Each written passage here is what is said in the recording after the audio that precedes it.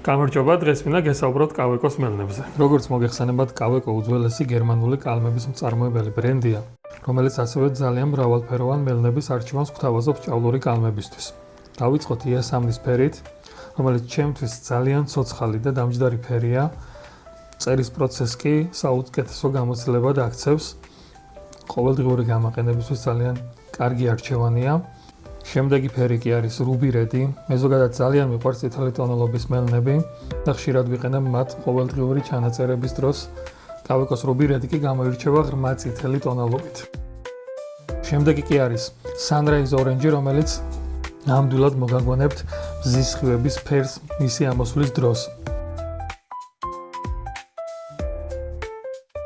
ეს კი ის უიშვიათესი მწვანეა, რომლის გამოყენებაც აუცილებლად მოგინდებათ. გამოირჩევა ძალიან ცოცხალი და სიღრმისეული ტონალობებით და ასევე გარდამავალ ეფექტს ქმნის.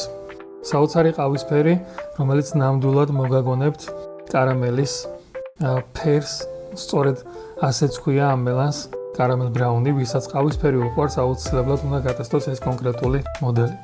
ეს კი მათთვისაა, ვინც ლურჯი და ცისფერი ტონალობებისკენ იხრება. ბევრი მსგავსი ფერის მელანი გამეტესტავს, თუმცა კავეკოს Paradise Blue ერთ-ერთი ყველაზე დაბალანსებული მელანია.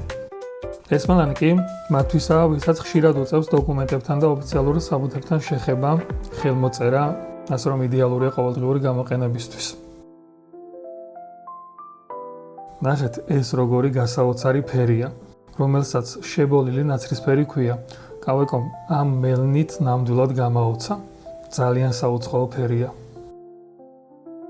შავის და ლურჯის გარეშე კი, რა თქმა უნდა, არ დაგემშვიდობებით, შეგვიძლია ორივეს ვუწოდოთ სტანდარტული, თუმცა სიკაშკაშით ისინი მაინც გამოირჩევიან სხვა მწარმოებელი კომპანიების მელნებისაგან.